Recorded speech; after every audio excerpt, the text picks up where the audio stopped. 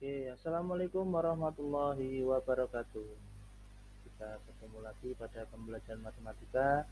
Kali ini coba buka bab baru setelah kemarin kita belajar tentang bagaimana mengenal bangun datar dan juga hubungan antar garis. Maka pada kesempatan kali ini kita akan coba belajar tentang bagaimana menyajikan dan mengumpulkan data.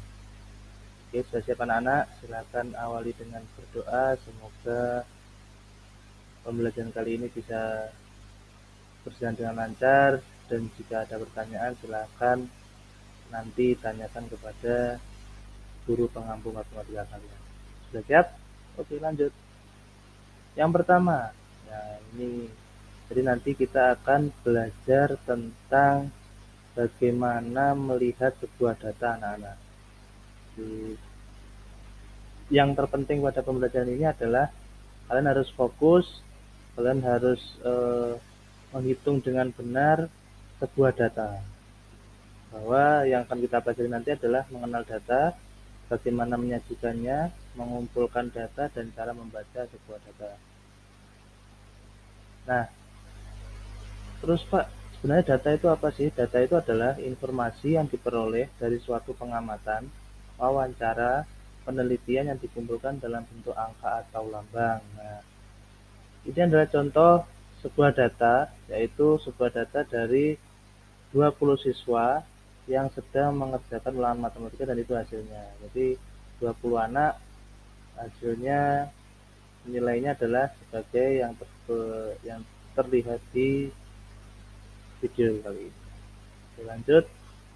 Nah, ini contoh lain anak-anak dari data, yaitu eh, contoh nomor 1, ada data ulangan matematika kelas 4, itu ada nilai 7, ada yang dapat nilai 8, ada yang dapat nilai 10, dan seterusnya. Ada lagi nanti kalau ada yang menanyakan data tinggi badan Pak, data tinggi badan, misal si A tingginya 142, si B tingginya 134, si C tingginya 132. Nanti sekalian kumpulkan menjadi sebuah tulisan. Nah, tulisan itulah yang namanya data. Oke, lanjut. Nah, dalam mengumpulkan data biasanya itu ada dua. Yang pertama adalah pencatatan langsung, yang kedua adalah mengisi lembar isian. Yang dimaksud pencatatan langsung adalah contohnya mengukur data berat badan. Jadi data berat badan dikumpulkan dengan cara menimbang secara langsung. Jadi teman kalian atau kalian punya adik yang pengen tahu perkembangan adik kalian dari umur ke 1 sampai dengan selanjutnya, itu nanti bisa kalian tulis, itu namanya pengumpulan data secara langsung. Ada lagi yang mengisi lembar isian. Nah, biasanya contohnya adalah data warna kesukaan. Data warna kesukaan dikumpulkan dengan cara membuat pengelompokan dari data, misalnya membatasi untuk warna merah hingga kuning dan biru.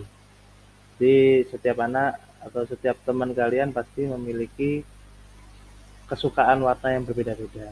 Nanti silakan mereka kalian kasih kertas untuk menuliskan warna apa saja yang mereka suka. Lanjut. Nah, bagaimana cara melakukan pengumpulan data? Di gambar dilihat ada anak-anak yang sedang mengukur berat badan dan juga tinggi badan. Nah, pengumpulan data apabila dilakukan dengan cara langsung, artinya mendata setiap siswa satu persatu secara langsung. Misalnya, kamu ingin mengetahui berat badan teman di kelasmu. Setiap siswa ditimbang, kemudian dicatat langsung hasilnya. Data yang disajikan dalam bentuk diagram akan memudahkan dalam membaca dan menghasilkan data tersebut. Jadi yang dimaksud diagram, seperti contoh pada gambar, itu adalah namanya diagram tabel anak-anak. Diagram tabel berat badan siswa kelas 4. Jadi setelah diukur, nanti dibuat sebuah data. Setelah dibuat sebuah data, nanti kalian buat seperti tabel, ada berat badan dan jumlah siswa. Jadi nanti yang berat badannya 27 ada berapa anak ditulis. Di contoh adalah yang memiliki berat badan 27, jumlah siswanya adalah 3. Nanti yang berat badannya 28, jumlahnya berapa. Itu nanti memudahkan kalian untuk mengetahui bahwa di kelas kalian yang memiliki berat badan 27 ada 3 anak. Itu contohnya anak-anak. Lanjut, untuk mengurutkan data. Dalam pengumpulan data, Biasanya diperoleh data yang masih acak atau belum teratur sehingga belum terlihat nilai tertinggi, terendah, dan jangkauan data tersebut. Oleh karena itu, data perlu diurutkan terlebih dahulu. Pengurutan data dapat dilakukan dari terkecil sampai dengan terbesar atau sebaliknya. Jadi jika datanya masih rancu, misal yang depan adalah 4, 7, 8, 10, 15, dan urutkan dulu dari yang terkecil, misal dari 4 dulu. 4, 7, 8, seperti itu selanjutnya. Nah, contoh cara merurutkan data yang pertama, kalau ini contohnya sudah urut anak-anak, jadi yang paling kecil adalah 135, terus yang besar, dan yang paling besar. 135, 137, 138 ada 2, 139, 140-nya ada 3, 141, 145. Dari data tersebut diperoleh dan digolongkan data terkecil, berarti yang paling kecil angkanya 135 cm. Data tertinggi atau data terbesar itu data yang paling angka yang paling besar dari deretan data tersebut, yaitu 145 cm. Tuh, jadi banyak siswa dengan tinggi badan lebih dari 150 cm ada 2 siswa, 3 siswa. Nah, ini tadi caranya adalah setelah mengolah data, kita juga harus belajar bagaimana cara membaca data. Karena kalau kalian lihat di tabel, jika kita tidak belajar membaca data, maka yang dibaca hanyalah kelas 1, jenis kelamin LP, L26, P14, jumlah 40. Jika ditanya oleh teman atau keluarga kita, kita harus tahu bagaimana cara membaca sebuah data. Contohnya seperti ini.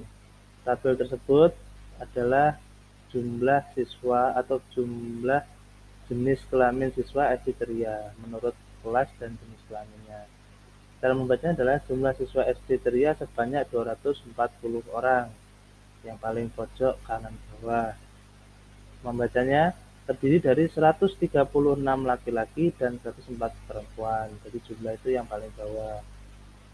Nah, untuk membacanya kelas 1 dulu. Jumlah siswa kelas 1 sejumlah 40 orang. Terdiri dari 26 laki-laki dan 14 perempuan.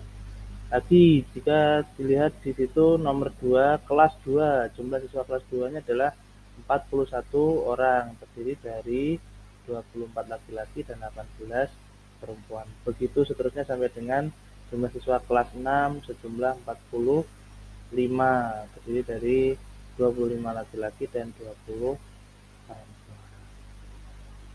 Ya, itu tadi mengenal dulu apa sih yang akan kita pelajari, yaitu tentang pengumpulan dan penyajian data. Untuk itu, supaya lebih memahami lagi, ayo kita berlatih, siapkan buku tulis matematika kalian, kerjakan latihan soal yang ada pada gambar itu, usahakan kerjakan dengan mandiri.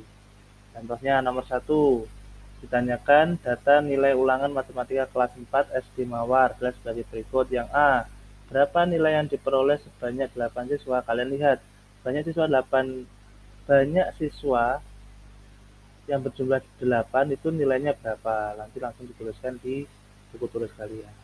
Sama ini dengan nomor 2. Nomor 2 contohnya misal data penjualan beras dalam kuintal di toko Sejahtera selama seminggu. Yang A, pertanyaan adalah berapa kuintal banyak penjualan beras pada hari Rabu. Kalian fokus, kalian lihat pada hari Rabu, gambar diagram batang tersebut, titik-titiknya mengarah ke angka berapa. Itu nanti langsung kalian jawab di buku tulis kalian.